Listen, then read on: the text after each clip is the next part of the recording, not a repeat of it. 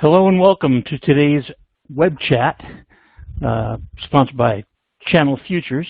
It's called Build a Human Firewall, exploring top phishing threats and trends.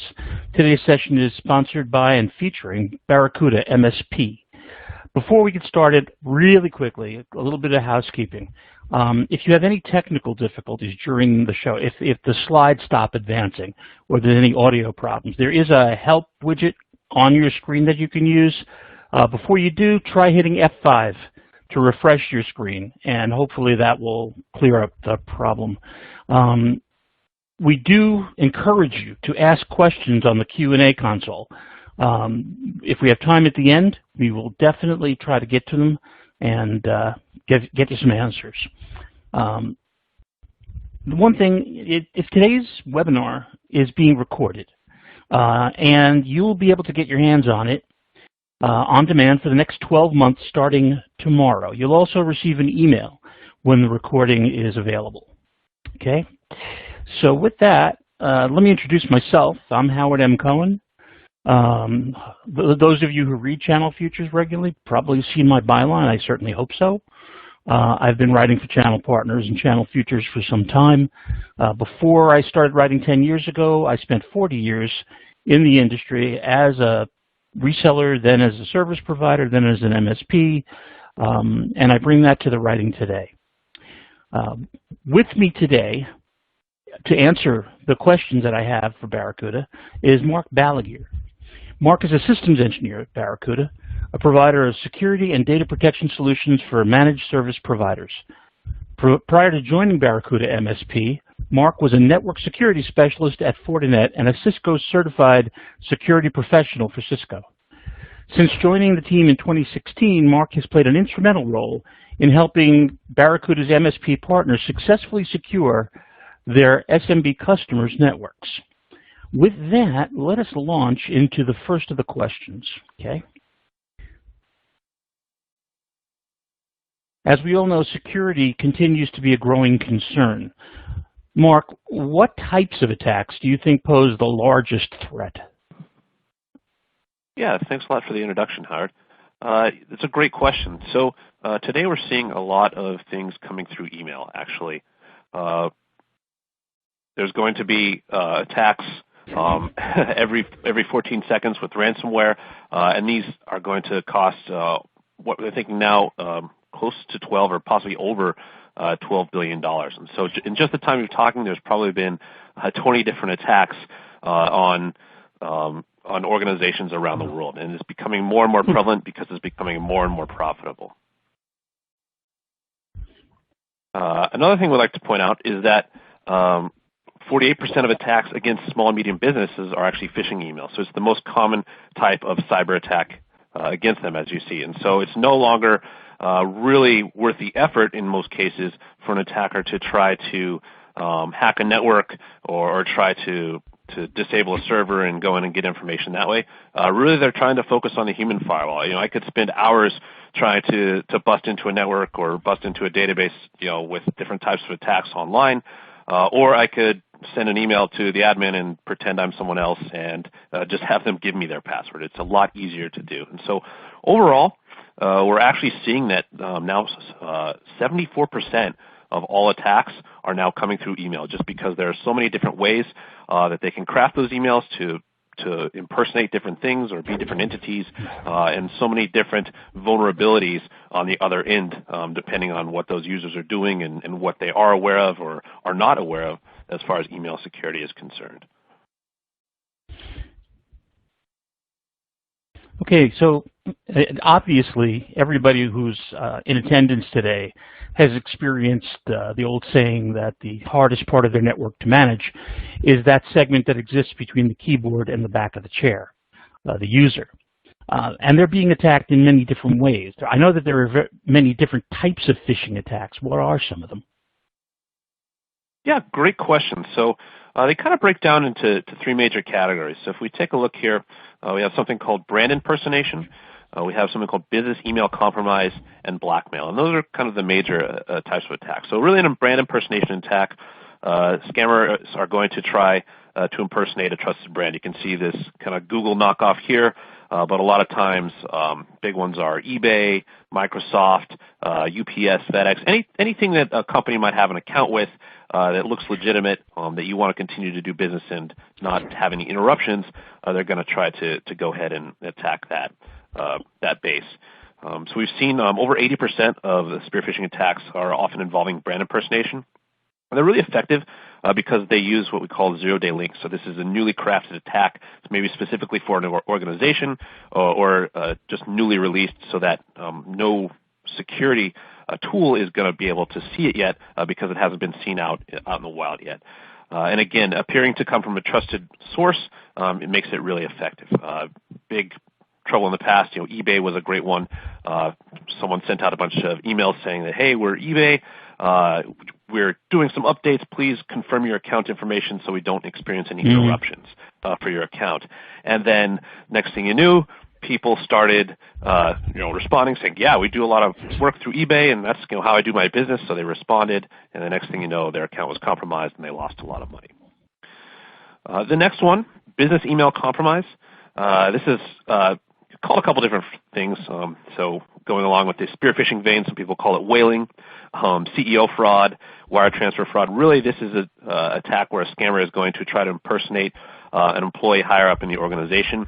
And basically, they're trying to say that if they can figure out who's in charge of accounts payable or the CFO, if they can get them to wire money to a specific account, they're going to go ahead and take that because they're in control of that account already. So an attack like this would be usually involving a lot of social engineering, trying to understand an organizational chart to see who has that control and that capability to do so. And then a lot of times those emails will be crafted in such a way that saying that, oh, I'm in a meeting right now, but I really need you to transfer this money.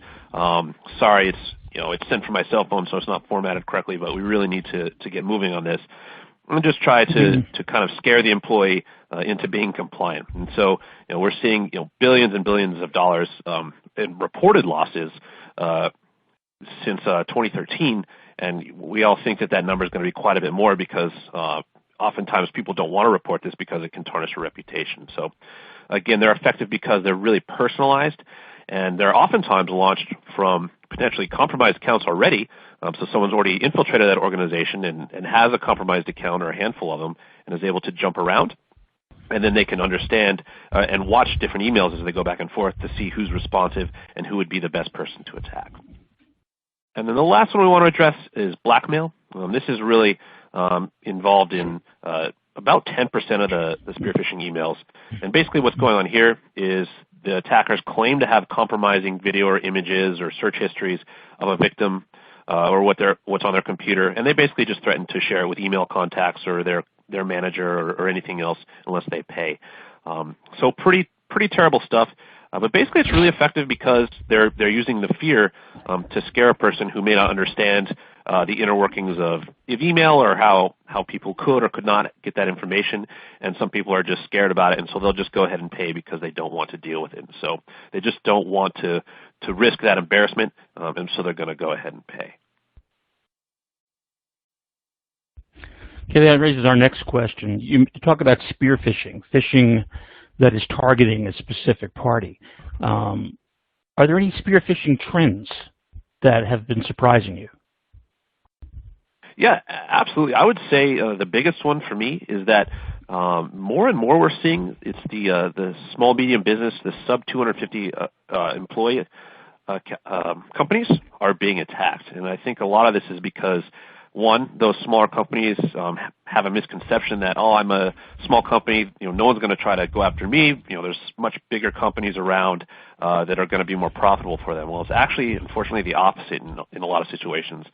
Most of those larger companies have full IT teams and full security staff to make sure that they're up to date and protected. And so for an attacker, it's a lot more difficult to make their attack be effective for this larger organization.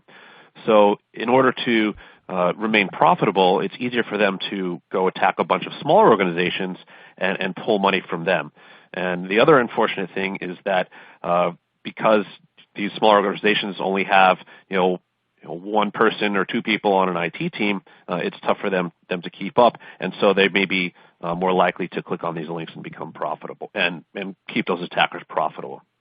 kind of going along with that, the scariest trend is that there's just more and more attacks out there. And the reason for this is that with stuff like CryptoLocker or these kind of ransomware type of attacks, an attacker no longer has to do any research, really. They don't have to understand what company they're attacking. They don't have to understand what information is critical to that company's success or who their competitors are.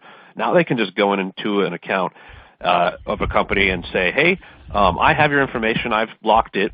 And I know you need it to do business. I don't care what you do, but you need to pay me or else your business is going to fail. And so that's probably the scariest thing out there in these trends, is because it's become so easy for an attacker to download a toolkit and do a couple clicks and orchestrate an attack, and then they can get control of your information and sell it to you and force you into a corner where you either pay them or you have to shut your doors. And so that's a really, really scary trend. A couple other things we've noticed as far as timelines. The attackers are paying a lot of attention. So they look at the middle of the week. Hey, people are probably really busy trying to respond to emails and trying to get their work done. So they're more prone to attack. They've gotten more hits there. And so attackers will start crafting their attacks to launch at that specific time, hoping to find someone who's not paying attention or who's just trying to respond to emails as fast as possible and move on with their day. And then the other thing, they're even paying attention to times of year. So, hey, around the holidays, people are busy, people are taking time off, the IT is understaffed. They're going to launch all their attacks then to see who can bite. And so it's really kind of scary to see that they're paying so much attention to this and really, really crafting their launch times and all of these coordinations to get the most out of it. So it's not just a random situation. They're really, really paying attention to it, again, because they're becoming so much more profitable. Well, so you've already suggested that one of the best practices might be to do all your work on the weekends and don't do anything during the week when they're out there. But let's get serious about it. You're talking about people. Technology, it's easy enough. You set the configuration, you set your parameters, and off it goes, and it's consistent, reliable, and predictable. People are not. So what are some of the best practices businesses can follow to protect themselves even better from phishing attacks? Yeah, absolutely. And that piece of it all comes down to education. You want to turn those people from the human firewall being the weakest link into a liability, into understanding different things that are going on to the network and things that might be suspicious. Other best practices, enable multi-factor authentication to enable it's something you have and something you know. So if someone does get a password, they're not just able to get the keys to the kingdom. Another piece that's really important is leveraging DMARC. Essentially, DMARC is a protocol for email, basically that's designed to protect your organization's reputation, so no one could send email on your behalf claiming to be someone else. So when I mentioned that eBay story a while back, DMARC would have prevented that, because it would say, hey, you're not a legitimate mail source for eBay, so we're not going to deliver that mail. And so this is really powerful to make sure that no one's sending mail on your behalf trying to steal information which can damage your reputation. Because in that eBay scenario, it wasn't eBay's fault, but the customer still saw eBay on the message and blamed eBay for it and said, hey, eBay, you got hacked, when it was really nothing that they had done wrong. And so you really want to protect your own reputation by enabling the DMARC protocol. And then the last thing I want to mention is you want to leverage advanced solutions. And what I mean by that, we have something called advanced threat protection. And the concept of that is being able to identify those zero-day threats, those brand new threats that no one has ever seen before you're allowing them on your network. Like I said, because so many more attacks are being crafted and developed each day to specifically get around security, because those attackers don't want to lose their profitability, you want to be sure you have some technology in place that's going to examine everything that gets onto the network and understand the behavior of that before it's allowed on the network. And so this is a lot of sandboxing technology and a lot of machine learning and artificial intelligence going into this to really understand a new type of attack and not let it on as soon as it's released. Okay. All right, so we've been talking about best practices around people and around how to forewarn them. You did, of course, start talking about one technology product that can help in DMARC. But from the perspective of building as much protection in before you get to the people, what email security solutions do you offer to MSPs who are looking to protect their customers? Yeah, absolutely. Great question. So we kind of really want to focus on what we call defense in depth. And so basically this is going to be protection against a lot of things, a lot of different what we call threat vectors or different ways an attack can come in, and then being able to protect yourself from those. So we start out at the bottom. You've got your email. Basically, that's your O365 or your Exchange or whatever that might be. And then what we build on top of that is called a gateway defense. And so what's going on there is that's kind of making sure that all your known malware is being blocked, your spam, no viruses are getting in, stuff like that. Basically making sure that all that protection is there. And along with that, built in is that advanced threat protection, making sure that some new attack comes in, we haven't seen it before. We're going to do some emulation in our cloud environment to make sure that, hey, this file actually does this. It's malicious. We don't want to let it in. And then, of course, you want to ensure you have some data loss prevention and protection, so making sure that you're encrypting appropriate emails leaving your network, making sure that you're not letting credit card numbers or personal health information out, so you can have that filtering going outbound as well. Archiving to make sure that if there's any audit or any kind of legal situation, you can quickly get an idea of everything that was said on a specific thread or about a specific topic. Resiliency, that's a piece we build on top of that. So being able to have a backup in the cloud of everything that's going on. So if someone takes a USB stick off the street and decides they want to figure out what's on it and they plug it into their machine and they corrupt everything, you can go back to the backup and say, hey, well, great, we backed you up this morning, so you only lost half an hour worth of email. No problem, we can pull that down from the server, get people back up and running. Going along with that, email continuity. You want to be able to spool your email. So if, in effect, your email service does go down for any reason, you can still maintain your business continuity. You can still stay up and running by having the capability to keep email going so you're not going down. So that's kind of the baseline, what you absolutely have to need to start out with protecting yourself. Moving a little bit higher up, you see in the blue we have fraud protection. This is that kind of artificial intelligence advanced layer protecting against emails and attacks that don't have a payload. So we can recognize, wait a minute, this is not the time of day this person is sending an email, or this is not the time that they normally send emails, or this is not their signature, or this is not where they're logged in, so meaning that, gosh, this account might be compromised from a different location. So all these different things just to make sure you're protected there. And then, of course, that DMARC piece, like I mentioned before, being able to understand all the different servers that are sending on your domain's behalf. So you don't want to interrupt a marketing campaign that's using a mail service, but you don't want to let some other random service that you've never heard of send email on your behalf. And so it's a good way to make sure that everything is legitimate that's coming from your organization. And then the final piece, that top level, the human firewall. And so you want to engage in security awareness training. So making sure people understand those different types of email attacks that we talked about, identifying suspicious links in emails, checking to make sure who that sender is. Are they actually who they say they are, or is that a slight misspelling of an email domain to make it look like it came from somewhere else? All these things are really critical in making sure that you're providing protection for your email. And so that's conceptually what you want to take into consideration. Barracuda offers a handful of products specifically for email.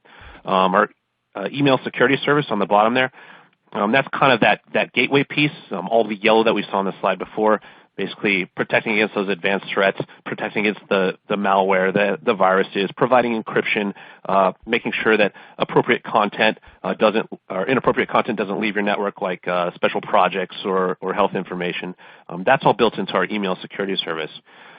Our Sentinel piece, just above there, that's the artificial intelligence for that spear phishing attack. So if there's a situation where maybe someone did a lot of social engineering and said, gosh, I saw that this company had a convention. Oh, it looks like, on Facebook they posted a bunch of pictures of this dinner they went to.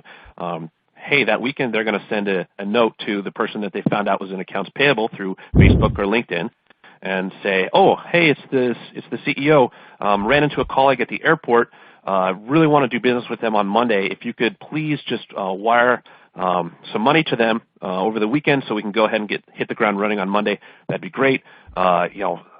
So great to see you at that dinner that we had. It was a really great time. I'll see you on Monday. And so that message had no payload. It had no malicious link. It had no virus to download, but it made it legitimate because that attacker did that social engineering. And so that artificial intelligence was going to say, hey, wait a minute. This is not the email that this person usually sends from. This looks suspicious. Let's not let that through. And so really powerful technology there with the artificial intelligence. And, of course, Fishline on the top there, end-user email security training, really designed to provide simulated phishing attacks. So you're going to want to kind of phish your own organization, but instead of all this money disappearing from your account, if someone does click a link, they're going to get a little educational video or a little infographic that says, hey, this is what you should have been looking for. You should not have clicked here. Or, hey, congratulations, you're now enrolled in this training, that sort of thing. So you really want to, like I said, turn that liability into an asset ultimately. Excellent. Okay, there's two things I'd like to point out at this time. Number one is that you're still open to ask more questions. It looks like we're going to have time for some of them. So if there are any questions that haven't been answered to your satisfaction, please enter them into the question and answer console.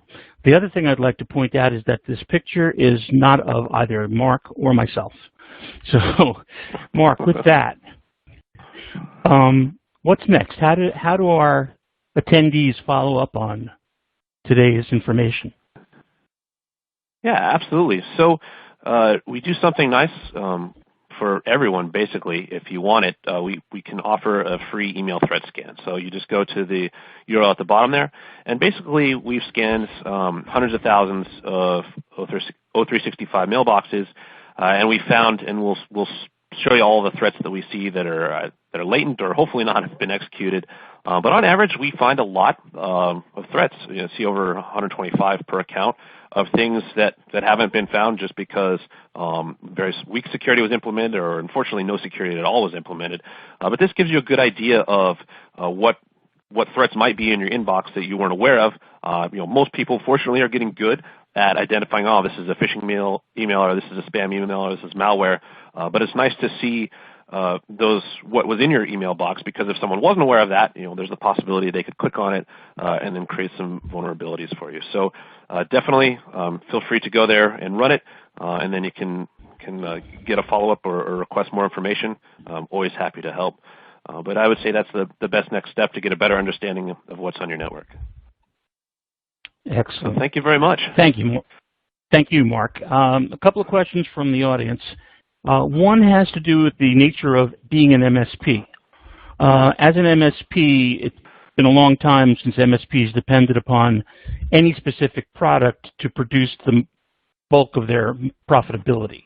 What does produce profitability for them are the services they themselves can create and deliver to their customers to increase their deal size, to increase their margin, and to provide a more interactive relationship with the customer.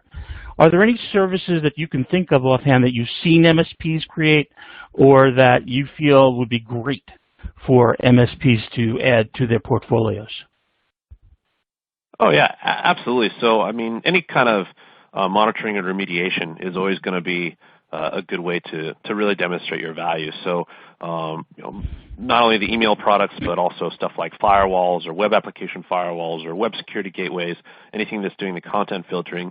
It's very easy to get reporting on that, so you can show them, hey, we've done this and we've protected you from this. And so that's, like I said, any kind of monitoring or management service that you can offer to your clients is always going to be helpful.